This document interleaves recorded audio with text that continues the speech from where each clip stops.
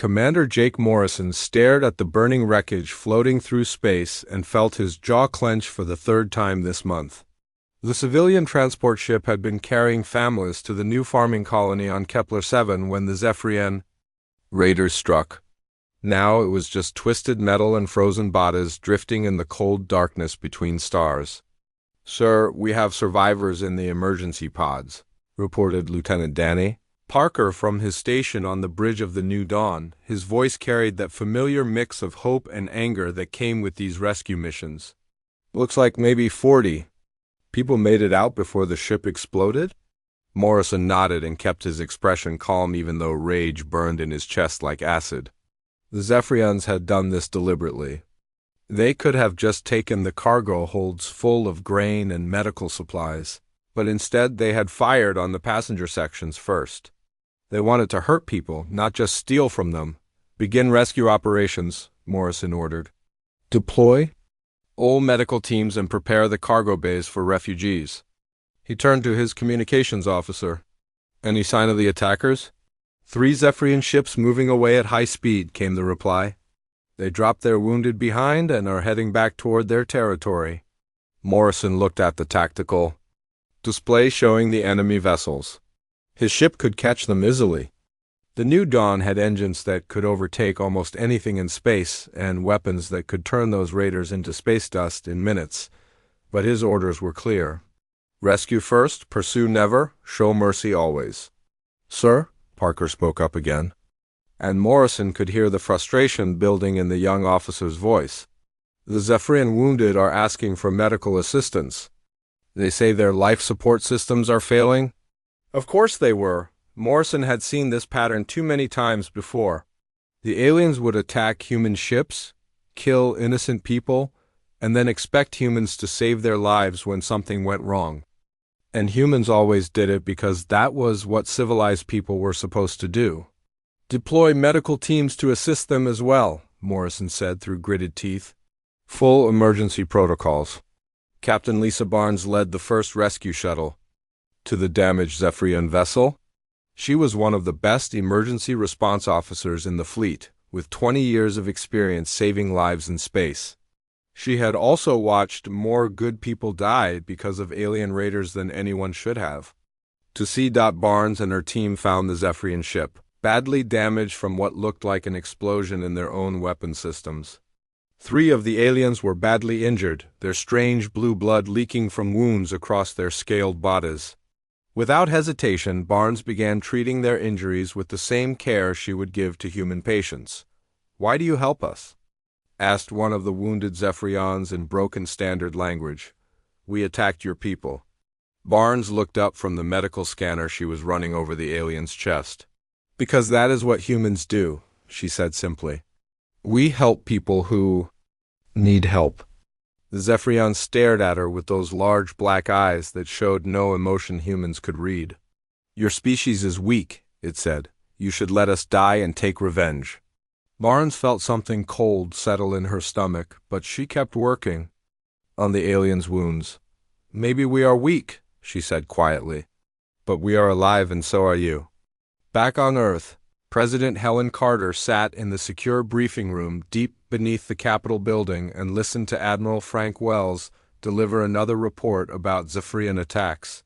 The numbers were getting worse every month. More ships destroyed, more colonies raided, more families torn apart by alien violence. "They hit the mining station at Ross 128 yesterday," Wells said, his weathered face showing the strain of too many sleepless nights. "Took everything valuable and left. 15 workers to die in damaged life support systems. Our rescue ships got there in time to save most of them, but we lost 2 good people." General Carl Davis shifted in his chair at the far end of the table.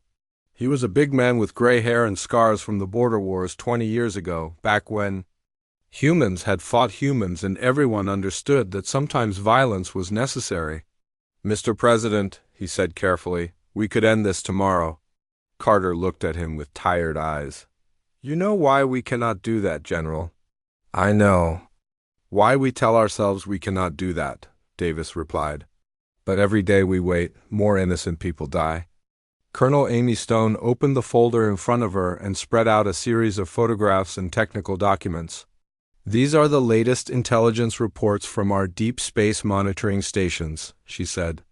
The Zephyrians are planning something big. Their fleet movements suggest a major offensive within the next few weeks. Wells leaned forward to study the images. How major are we talking about? Big enough to threaten Luna Colony, Stone said quietly. The room fell silent.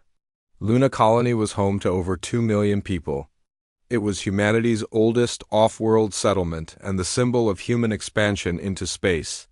An attack there would not be just another raid, it would be a declaration of war. Our defensive capabilities around Luna are more than sufficient, Davis said. If we activate the full defense grid. The full defense grid is classified beyond top secret, Carter reminded him. If we activate it, every species in the galaxy will know that we have been lying about our military capabilities for 50 years. Davis nodded grimly. And if we do not activate it, 2 million people die. Dr. Nathan Ford had been listening to this conversation from his position near the door. As Earth's lead expert on alien behavior, he had spent decades studying how other species thought and acted. He cleared his throat softly and all eyes turned to him. The Zephyrians believe we are genetically incapable of effective violence, he said. Their cultural analysis of humans describes us as a species that evolved from prey animals. They think our commitment to peace comes from cowardice built into our DNA. What does that mean for us? Carter asked. Ford looked around the room at the military officers and political leaders. It means they will keep escalating until we prove them wrong. They cannot comprehend that we choose to be peaceful. In their minds, choice does not enter into it. They think we are physically unable to fight back effectively. Wells drummed his fingers on the table. So they will keep pushing until we push back. They will keep pushing until we destroy them completely, Ford corrected. Anything less than total defeat will be seen as proof that they were right about our weakness. Carter closed her eyes and rubbed her temples. For 50 years, humanity had worked to build a reputation as the galaxy's peacemakers. They had deliberately hidden their true military strength, allowing other species to see them as advanced but non-threatening. It had prevented countless wars and saved millions of lives across dozens of worlds, but now that carefully built image was becoming a trap. The Zephyrians saw human mercy as genetic weakness, and they planned to exploit it until humanity was extinct. How long do we have? Carter asked. Stone checked her reports. Intelligence suggests the main assault on Luna will begin within 72 hours. They are already moving their fleet into position. Carter looked around the table at faces that had been dealing with this problem for months.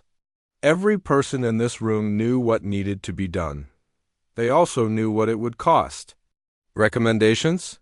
She asked. Davis spoke first. Full activation of Protocol 7, complete revelation of our actual military capabilities. We end this threat permanently and deal with the diplomatic consequences later. Wells nodded in agreement. The longer we wait, the more people die. And once the Zephyrians attack Luna Colony, we will have no choice anyway. Ford shifted uncomfortably. If we reveal our true strength, it will change everything. Every alliance, every treaty, every relationship we have built over the past 50 years will need to be renegotiated. Some species will see our deception as a betrayal. Some species will also think twice before attacking human civilians, Stone pointed out. Carter stood up slowly and walked to the window that showed the Earth turning peacefully below. Billions of people down there trusted their government to protect them while maintaining the values that made humanity worth protecting. It was an impossible balance, and she was about to tip it in a direction they could never reverse. Prepare. Protocol 7, she said quietly, but do not implement it yet. Send one final diplomatic message to the Zephyrian government. Tell them that any attack on Luna Colony will be considered an act of total war. Davis raised an eyebrow. Do you think they will listen? Carter turned back to face the room. No, she said. But when this is over, I want history to show that we gave them every possible chance to choose peace. The meeting ended, and the participants filed out to begin preparations that had been planned for decades but never implemented. Somewhere in space, Zephyrian ships moved toward Luna Colony, their crews confident that they were about to strike another blow against the weak humans who lacked the courage to fight back properly. They were about to learn how wrong they were. Captain Roy Jensen watched the Zephyrian fleet approach Luna Colony and felt his hands shake with rage. 67 enemy ships had dropped out of hyperspace just beyond the moon's gravity well, their weapons already charging for bombardment. This was not another hit-and-run raid on some distant mining station. This was an invasion force coming to destroy humanity's oldest and most important settlement. "Sir, incoming transmission from the lead Zephyrian vessel," reported Communications Officer Beth Walsh from her station on the bridge of the defense ship Guardian. "They are demanding immediate surrender of all orbital facilities and the evacuation of all military personnel from the lunar surface." Jensen kept his eyes on the tactical display showing enemy positions. His defense fleet consisted of 12 ships, all supposedly equipped with standard patrol weapons and basic shields. The Zephyrians probably thought this would be over in minutes. "Any response from Earth Command?" Jensen asked. "Negative, sir. We are operating under standing orders to protect civilian populations using approved defensive measures only." Jensen almost laughed, but there was nothing funny about the situation. Approved defensive measures meant weapons that looked impressive, but were designed not to cause serious damage to attacking forces. Shields that could deflect minor attacks but would fail under sustained bombardment. Rules of engagement that required offering surrender terms even while enemy forces were killing civilians. "All ships maintain defensive positions around the colony," Jensen ordered. "Do not fire unless fired upon. Continue broadcasting evacuation. Warnings to all civilian areas." The first Zephyrian attack came without warning. Energy beams lanced out from the alien fleet and struck Luna Colony's outer shields, causing massive explosions that lit up the lunar surface like artificial suns. The colony's defensive barrier flickered and sparked but held against the initial assault. "Shields down to 60%, reported Walsh. "Colony Control is reporting casualties in the outer residential areas. The Zephyrians are targeting civilian zones first." Jensen watched the tactical display update with damage reports. The aliens were not trying to disable military targets or force a quick surrender. They were deliberately killing families and destroying homes to cause maximum psychological impact. It was a terror attack designed to break human morale. "Sir, we have authorization to return fire," came the voice of Weapons Officer Danny Mills. "Colony Control is requesting immediate defensive action. Approved. All ships engage with standard defensive protocols. Remember, minimum necessary force only." The human ships opened fire with their approved weapon systems. Particle beams that could disable enemy shields without causing hull breaches. Ion cannons that would shut down alien systems without killing crews. Defensive missiles designed to push attacking ships away, rather than destroy them. The Zephyrian response was immediate and brutal. Their return fire cut through Jensen's flagship like it was made of paper. Explosions rocked the Guardian as alien weapons tore apart sections that should have been protected by military-grade armor. Jensen realized with sick certainty that his fleet was completely outgunned. "Sir, the destroyer Vigilant has lost main power," Walsh reported, her voice tight with stress. "They are drifting into the enemy formation with no defensive capability." Jensen could see the Vigilant on his display, helpless and surrounded by enemy ships. According to their rules of engagement, the Zephyrians should offer terms for surrender or at least allow the disabled ship to withdraw. Instead, they opened fire with everything they had and turned the human vessel into an expanding cloud of debris. "All hands lost on the Vigilant," Mills said quietly. "No survivors detected." The battle continued for another 30 minutes, and Jensen watched his fleet get torn apart piece by piece. Every human ship was fighting with weapons that had been deliberately weakened to avoid appearing threatening to the galactic community. Meanwhile, the Zephyrians used military-grade equipment that could punch through human shields like they did not exist. Sir, Luna Colony shields are failing, Walsh announced. Colony control reports massive casualties in all residential sectors. The Zephyrians are conducting targeted strikes against schools and hospitals. Jensen stared at the tactical display and felt something break inside his chest. He could see the weapon systems on his ship that were currently locked out by military protocol, weapons that could end this battle in minutes. Equipment that had been installed but never activated because using it would reveal too much about human technology. His hands moved toward the emergency override controls that would unlock those systems, but he stopped himself. Orders were orders. Even when following them meant watching innocent people die on the lunar surface, Commander Beth Walsh led evacuation efforts in the main civilian center as Zephyrian ground forces began landing near the industrial sector. She had been transferred from starship duty to colony defense 6 months ago, and this was her first major crisis situation. All civilian personnel moved to the emergency shelters immediately. She broadcast over the colony's communication system. This is not a drill. Repeat, this is not a drill. Walsh watched families run through the corridors carrying children and emergency supplies. These people had come to Luna Colony to build new lives away from Earth's overcrowded cities. They were farmers and engineers and teachers, not soldiers. They had never expected to face an alien invasion.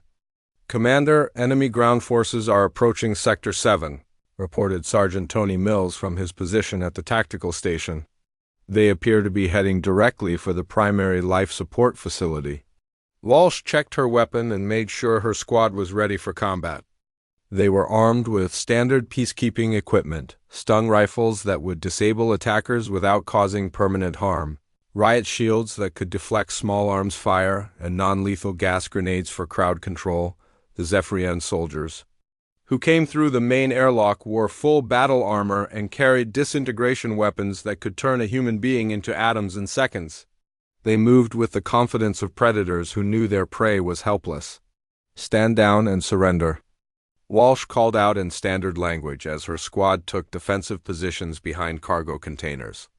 We offer medical assistance to any wounded and guarantee fair treatment under galactic law. The lead Zephyrian tilted its head and made a sound that might have been laughter. Then it raised its weapon and fired at the nearest human soldier.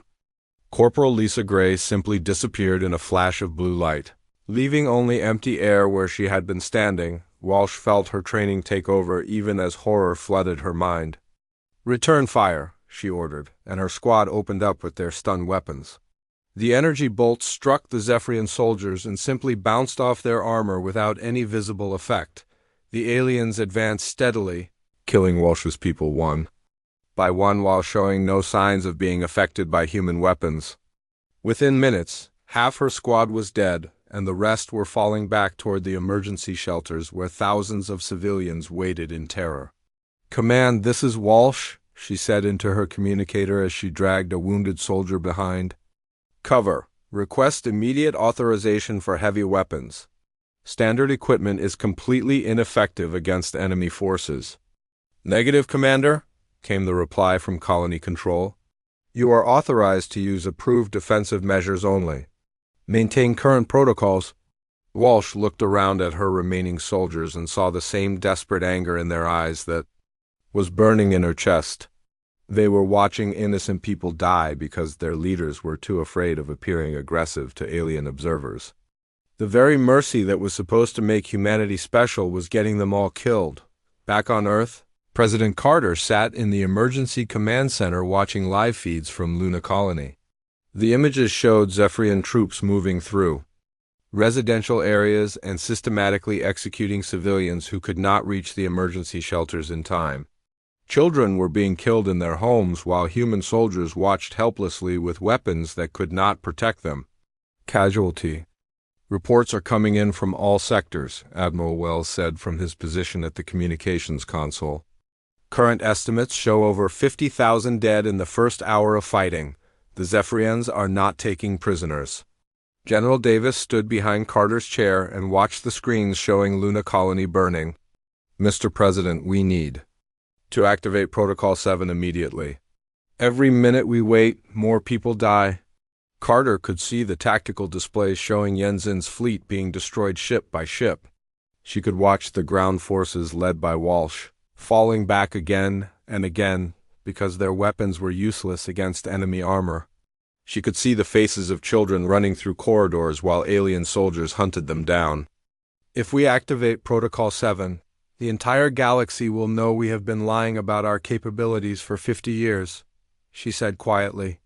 If we do not activate it, we will not have any capabilities left to lie about, Davis replied. Dr. Ford moved to stand beside Carter's chair. The Zephyrians are broadcasting this attack live to their home systems, he said. They want their people to see humans being slaughtered. They think this proves their theories about our genetic weakness. Carter closed her eyes and listened to the sounds of battle coming from the speakers around the room.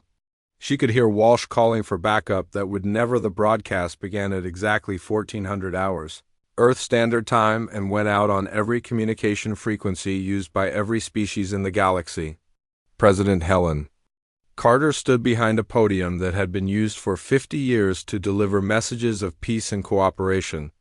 Today would be different. People of the galaxy, Carter began, her voice calm but carrying an edge that no one had ever heard from a human leader before. For 5 decades, humanity has chosen to walk the path of peace. We have chosen mercy over vengeance, negotiation over violence, and protection of life over the pursuit of victory. This choice was not made from weakness or inability. It was made from strength and wisdom. Behind Carter stood Admiral Wells, General Davis, and Colonel Stone, their dress uniforms now displaying medals and decorations that had been classified for decades. The ribbons and badges told stories of military campaigns that the galaxy had never known existed, victories that had been deliberately hidden to maintain humanity's peaceful image. The Zephyrian Empire has chosen to interpret our restraint as genetic inability to defend ourselves, Carter continued.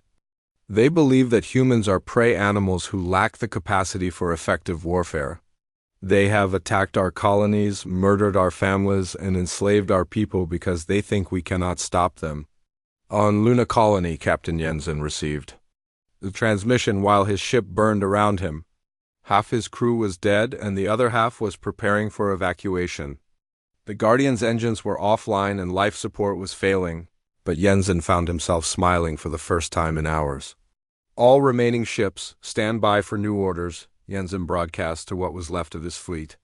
Prepare for equipment upgrade authorization. Throughout his ship, sealed compartments that had been welded shut during construction began opening automatically. Weapon systems that had been listed as emergency repair equipment in the official log started extending from hidden panels. The Guardian was transforming from a patrol vessel into something entirely different. "Sir, what is happening to our ship?" asked Communications Officer Walsh, staring at displays that showed systems she had never seen before coming online. "We are about to find out what this ship was really built to do," Jensen replied, watching as his tactical display lit up with weapon systems that made their previous armament look like children's toys. "President," Carter's voice continued the broadcast. That was being received on thousands of worlds across the galaxy. The attack on Luna Colony represents a line that cannot be crossed. The deliberate targeting of civilian populations, the execution of children in their homes, and the destruction of families who sought only to live in peace has forced our hand. In the Zephyrian High Command Center on their homeworld, Admiral Kresh watched the human broadcast with amusement. The weak prey animals were making threats again, just as they always did when faced with superior force. Soon they would offer medical aid to wounded Zephyrian soldiers and begin negotiations for surrender terms. "Maintain the assault on Luna Colony," Kresh ordered his fleet commanders.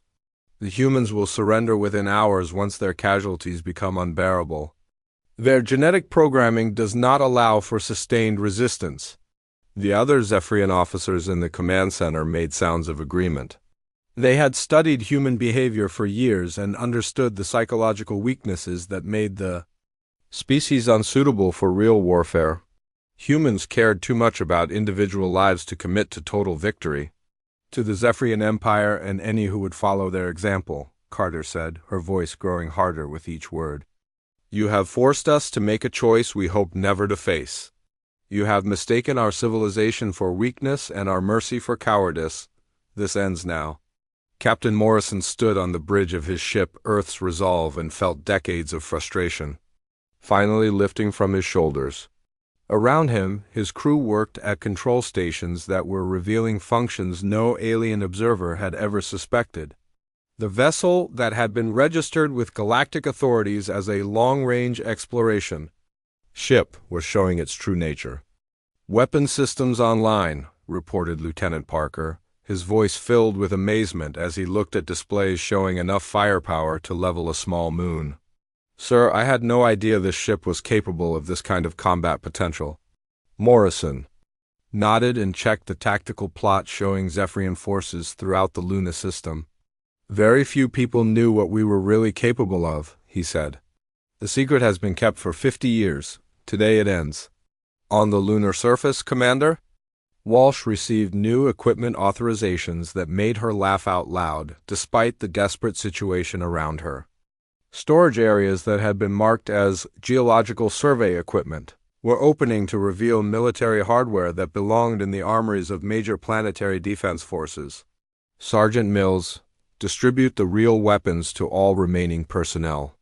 Walsh ordered as her soldiers stared at armor and rifles that looked nothing like the peacekeeping equipment they had been using. Time to show these aliens what human soldiers actually fight like? The powered armor moved like liquid metal as it sealed around Walsh's body, and the rifle in her hands felt like it had been designed to destroy starships rather than stun rowdy civilians. For the first time since the attack began, she felt like she had tools adequate for the job ahead. All human forces, this is Earth Command, came a new voice over the communication channels. You are authorized to engage all hostile targets with full military protocols. The restrictions that have limited your effectiveness are now removed. Show no mercy to those who have shown none to our people. President Carter concluded her broadcast with words that would change galactic politics forever. We offered you peace and you chose war. We offered you mercy and you chose slaughter. We offered you civilization and you chose barbarism. Now you will learn what happens when humans stop pretending to be civilized. The transmission ended and throughout human space, ships that had been disguised as civilian vessels began revealing their true capabilities. Mining stations activated weapon systems that had been hidden for decades. Research facilities deployed defense grids that could protect entire star systems. Transport ships opened cargo bays to reveal fighter squadrons that had never appeared on any official registry on Luna Colony. The first demonstration of humanity's true military doctrine began with Captain Jensen's transformed fleet. The Guardian, now showing its real specifications, moved toward the Zephyrian formation with speed that should have been impossible for a ship of its size. All ships engage targets at will, Jensen ordered. These aliens wanted to see human warfare. Let us show them what that actually looks like. The Guardian's main weapon fired once and turned the lead Zephyrian battleship into expanding plasma. The shot had been precise enough to destroy the enemy vessel completely while avoiding damage to the human ships that had been nearby. It was the kind of surgical strike that required technology far beyond what humanity had ever displayed publicly. Target destroyed, reported Parker, his voice steady despite the magnitude of what had just happened. All enemy vessels are turning to engage us. Jensen watched 66 remaining Zephyrian ships orient toward his small fleet and felt no concern at all. Let them come, he said. Time to find out if their theories about human weakness were correct. The battle that followed lasted exactly 17 minutes. When it ended, the space around Luna Colony was filled with debris from alien ships while the human fleet remained untouched. The Zephyrians had learned too late that mercy was something humans chose to give, not something that was forced upon them by inability to do otherwise on the lunar surface. Walsh's soldiers moved through areas that had been occupied by enemy ground forces and left behind only empty armor and abandoned weapons. The powered armor that had made Zephyrian troops seem invincible proved to be no protection against weapons designed to fight real wars throughout the galaxy. Species that had dismissed humanity as weak prey animals suddenly found themselves reconsidering everything they thought they knew about their peaceful neighbors. The humans had not been losing battles because they were incapable of winning. They had been choosing to lose because they valued life over victory. Admiral Kresh stared at his tactical displays showing the complete destruction of his Luna colony assault force and felt something he had never experienced before. For the first time in his military career, he was afraid of an enemy that had been hiding its true strength behind a mask of civilization. The war was about to become very different than anyone had expected. The Zephyrian reinforcement fleet arrived at Luna Colony 12 hours after the first assault force had been completely destroyed. Admiral Kresh personally commanded this second wave, bringing 300 of the Empire's finest warships to crush what he still believed was a lucky human victory against inferior forces. All ships, prepare for immediate assault, Kresh broadcast to his fleet as they dropped out of hyperspace. The humans must have used some kind of secret weapon to defeat our advanced forces. We will overwhelm them with superior numbers before they can deploy whatever trick they used. What Kresh found waiting for him changed everything he thought he knew about warfare in the galaxy. The space around Luna Colony was now filled with human ships that had appeared from nowhere, their designs unlike anything in the official registry of human vessels. Sleek Predator-class destroyers hung motionless beside massive battleships that bristled with weapon systems no alien species had ever seen before. Captain Morrison stood on the bridge of his flagship Terran Justice and watched the Zephyrian fleet deploy into attack formation. His ship was 3 times larger than anything humanity had ever admitted to building, and it carried enough firepower to sterilize entire planets. Around him, his crew worked at stations that controlled weapons designed for total war rather than, peacekeeping. "Sir, incoming transmission from the lead Zephyrian vessel," reported Communications Officer Susan Gray. "Admiral Kresh is demanding our immediate surrender and threatening to destroy Luna Colony if we do not comply." Morrison smiled coldly and activated the fleet-wide communication channel. "All ships, you are authorized to demonstrate the full capabilities of human military technology. Show these aliens what 50 years of secret development has accomplished." The battle began when Kresh ordered his lead squadrons to advance toward the human fleet. The Zephyrian ships moved in the standard attack formation that had served their empire well for centuries, their weapons charging for the overwhelming bombardment that would break human resistance. They never got the chance to fire. The human fleet opened up with weapons that seemed to bend the laws of physics. Energy beams that could punch through the heaviest armor ever built struck Zephyrian ships and simply erased them from existence. Missiles that moved faster than light itself tracked targets with impossible accuracy and turned entire squadrons into expanding clouds of superheated gas. Lieutenant Commander Tony Mills watched his tactical display update as enemy contacts disappeared one after another. "Sir, we have eliminated 47 enemy vessels in the first 30 seconds of engagement. No damage to any human ships." Morrison nodded and studied the remaining Zephyrian forces. "Adjust targeting protocols. I want some of them left alive to carry word back to their empire about what they have witnessed here."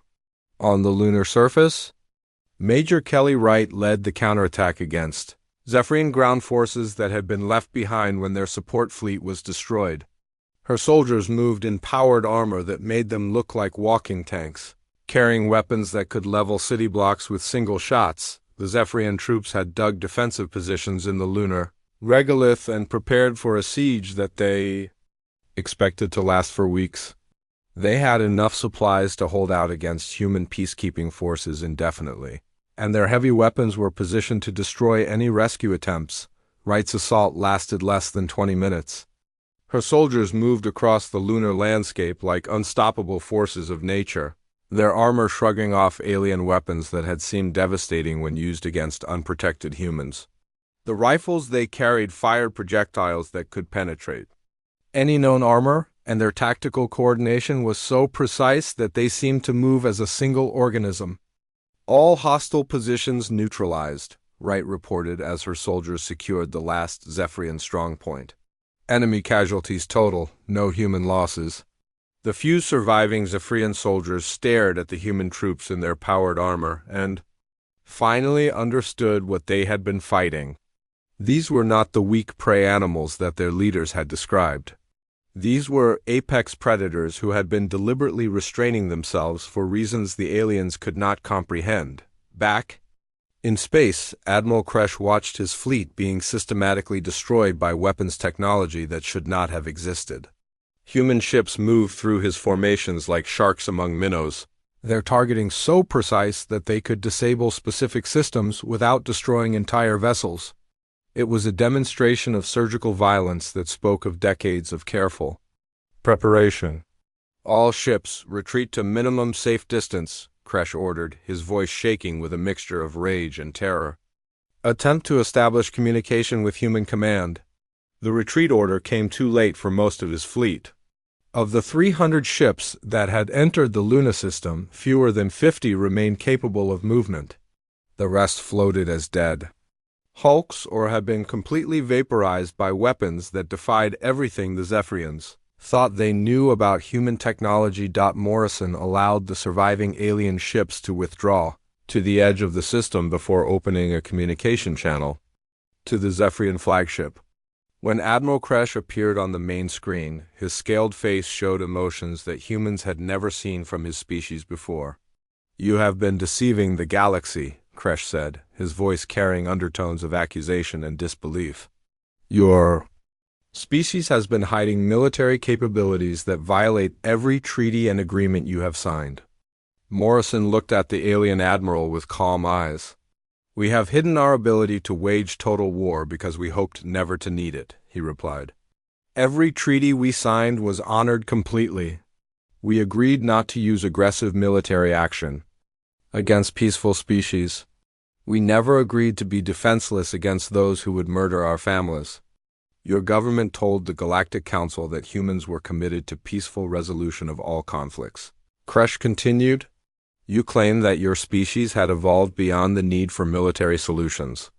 We evolved beyond the desire for military solutions," Morrison corrected. "That is very different from lacking the ability to implement them when necessary." On Earth, President Carter watched the tactical displays showing the one-sided battle at Luna Colony and felt the weight of 50 years of deception settling on her shoulders. Every species in the galaxy was receiving reports about human military capabilities that contradicted everything they had been told about humanity's peaceful nature. "Mr. President, we are receiving communications from over 30 alien governments demanding explanations," Admiral Wells reported from his station. "They want to know how long we have possessed these capabilities and why we concealed them." Carter nodded grimly. "Prepare response teams to address each inquiry individually. We need to convince them that our intentions remain peaceful despite our ability to wage total war." General Davis looked up from reports streaming in from across human space. "Ma'am, similar engagements are taking place in 7 other systems where Zephyrian forces were operating. In every case, our forces are achieving complete victory with minimal casualties." Dr. Ford moved to stand beside Carter's chair. "The psychological impact of these revelations will be enormous," he said quietly. "Every species that has dismissed humans as weak will now be forced to reconsider their entire relationship with us." Carter studied the images from Luna Colony showing human ships that moved like nothing any alien had ever seen before. "How do you think they will react?" "Some will be angry about the deception," Ford replied. "Others will be frightened of what else we might be hiding. A few will be impressed by our restraint in not using these capabilities sooner. And the Zephyrians?" Ford looked at the tactical display showing the remnants of Kresh's fleet limping away from Luna Colony.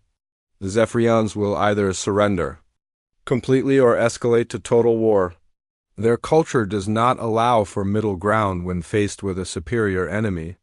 Morrison's voice came through the communication system as he addressed Admiral Kresh one final time. "You wanted to see human warfare, Admiral. You attacked our civilians because you believed we lacked the strength to stop you.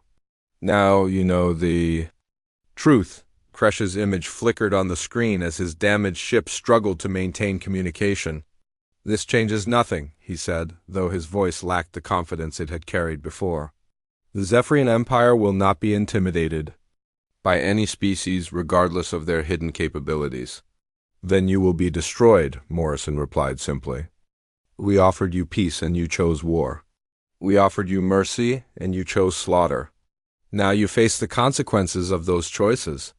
The communication ended and Kresh's surviving ships jumped to hyperspace, carrying word of humanity's true military strength back to the Zephyrian Empire. Throughout the galaxy, intelligence services began emergency assessments of human capabilities, while diplomatic corps prepared for negotiations that would need to account for a completely different balance of power. On Luna Colony, the surviving civilians emerged from emergency shelters to find their home defended by soldiers whose very existence had been a closely guarded secret. Children stared in wonder at powered armor that made their protectors look like robots from adventure stories, while adults tried to understand how their peaceful human government had hidden such devastating military capabilities. Commander Walsh removed her helmet and looked 3 weeks after the destruction of the Zephyrian fleet at Luna Colony. Admiral Kresh stood before the Supreme Council of his empire and delivered news that would change the fate of his entire species. The Great Hall on the Zephyrian homeworld had hosted victory celebrations for centuries, but today it echoed with the sound of defeat. "The humans were never what we believed them to be," Kresh said, his voice carrying shame that cut deeper than any physical wound. "Their weakness was an illusion. Their mercy was a choice made from strength, not a limitation forced by genetics." Supreme Leader Vex sat on the crystalline throne that had been carved from the bones of conquered enemies and listened to reports that challenged everything the Zephyrian Empire had built its identity upon. For 300 years, they had expanded across the galaxy by identifying weak species and exploiting their inability to resist effectively. Humans had seemed like the perfect target. "Explain to me how 50 human ships destroyed 300 of our finest warships," Vex demanded, his scaled hands gripping the armrests of his throne until the crystal began to crack. Kresh activated a holographic display showing the tactical analysis of the Luna Colony battle. "Their technology is at least 50 years more advanced than anything we possess. Ships that we thought were exploration vessels were actually disguised warships. Their weapons can destroy our heaviest armor with single shots." The council chamber fell silent as the implications became clear. Every raid on human colonies had been allowed to succeed. Every time Zephyrian forces had defeated human defenders, it had been because the humans were deliberately fighting with inferior equipment. The prey animals had been apex predators wearing sheep's clothing. Captain Morrison stood on the bridge of the Terran Justice as his fleet approached the Zephyrian homeworld. Around him moved the largest human military force ever assembled.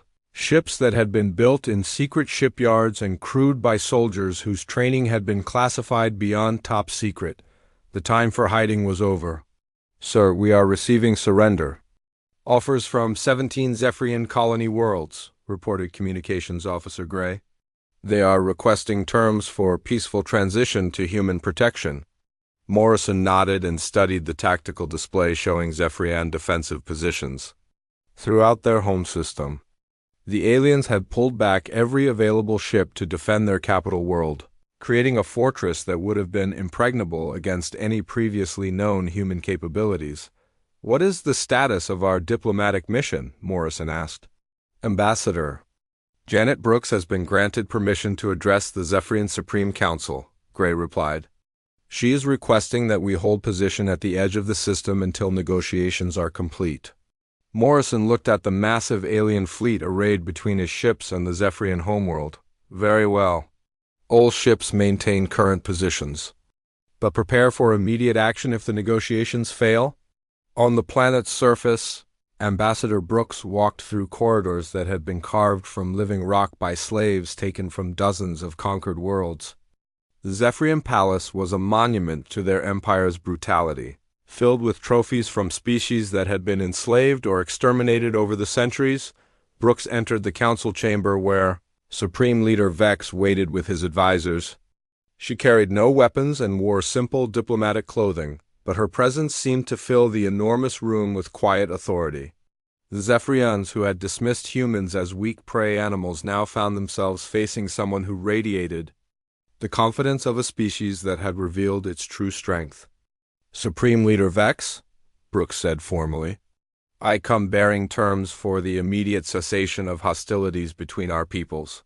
Vex studied the human ambassador with eyes that showed intelligence and cunning, but also something that had never been there before when looking at humans: fear. "Your species has deceived the galaxy for half a century," he said. "You have violated the trust that forms the foundation of interstellar law." Brooks smiled politely. "We have honored every treaty and agreement we have signed. We committed to peaceful resolution of conflicts whenever possible. We never agreed to remain defenseless against those who would murder our children. What are your terms?" Vex asked. Cutting through the diplomatic pleasantries, Brooks activated a datapad that projected a holographic document into the air between them. "Complete withdrawal of all Zephyrian forces from human space. Reparations for damages caused to human colonies and civilian populations. Release of all human prisoners and slaves currently held by your empire." The terms were generous considering the overwhelming military advantage that humanity now held. Most species would have demanded total surrender and occupation of enemy territory. Instead, the humans were offering a path to peace that allowed the Zephyrian Empire to survive with dignity intact. "And if we refuse these terms?"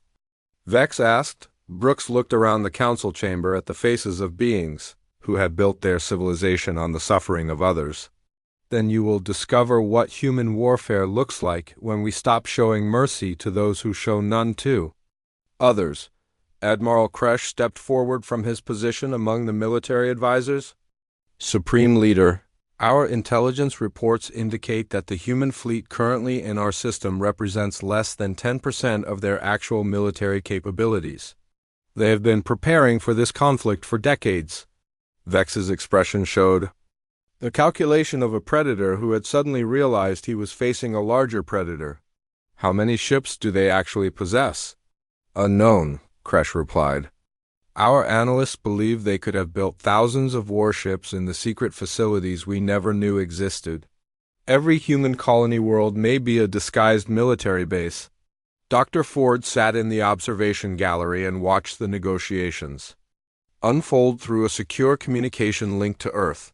As humanity's leading expert on alien psychology, he had predicted this moment years ago. The Zephyrians were learning that their entire understanding of the galaxy's power structure had been wrong. "They will accept the terms," Ford told President Carter through the encrypted channel. "Their culture respects strength above all else. Now that they understand our true capabilities, they will see continued resistance as suicide." Carter nodded from her position in the Earth Command Center. "What about the other species who have been observing these events?" "Mixed reactions," Ford replied. "Some are angry about our deception, but most are impressed by our restraint in not using these capabilities sooner. The fact that we are offering reasonable surrender terms rather than demanding total conquest is restoring confidence in human intentions." Back in the Zephyrian Council chamber, Supreme Leader Vex made the decision that would save his species from extinction. "We accept your terms," he said formally. "The Zephyrian Empire will withdraw from all human territories and provide the reparations you have requested." Brooks nodded and transmitted the acceptance to the human fleet waiting at the edge of the system. "Your cooperation is appreciated, Supreme Leader. We hope this marks the beginning of a more peaceful relationship between our peoples." Captain Morrison received the diplomatic success signal and felt decades of tension finally leaving his shoulders. "All ships begin withdrawal to patrol positions. The war is over." Throughout the galaxy, species that had been watching the conflict between humans and Zephyrians began reassessing their own relationships with Earth. The revelation that humanity possessed overwhelming military superiority while choosing to maintain peaceful policies created a new dynamic in interstellar politics. Major Wright stood on the observation deck of the Terran Justice and watched the Zephyrian homeworld grow smaller in the distance. Around her, soldiers who had spent their entire careers Training for a war they hoped would never come finally had the chance to return to peaceful duties. What happens now? Asked Sergeant Mills, looking out at the stars that seemed different now that everyone knew humanity's true strength. Wright considered the question, while watching Zephyrian ships broadcasting surrender signals throughout their territory. Now we go back to being peaceful, she said. But everyone will know that we choose to be peaceful because we want to be, not because we have to be. The secret facilities that had hidden human military development for 50 years began transitioning to open operations. Ships that had been disguised as civilian vessels updated their registry information to reflect their true capabilities. Colonies that had pretended to be helpless research stations activated defensive systems that could protect entire star systems. President Carter addressed the galaxy one final time, standing before the same podium where she had delivered humanity's ultimatum weeks earlier. The deception is over, she said simply. We are who we have always been. We choose peace when possible and victory when necessary. We protect the innocent and show mercy to enemies who deserve it. We are human, and that has not changed. Commander. Walsh returned to Luna Colony to find children playing in parks that were now protected by defensive systems no alien force could threaten. The families who had fled in terror during the Zephyrian attack were rebuilding their lives under the protection of soldiers, whose very existence had been humanity's greatest secret. The galaxy settled into a new balance of power, where mercy was recognized as a choice made by the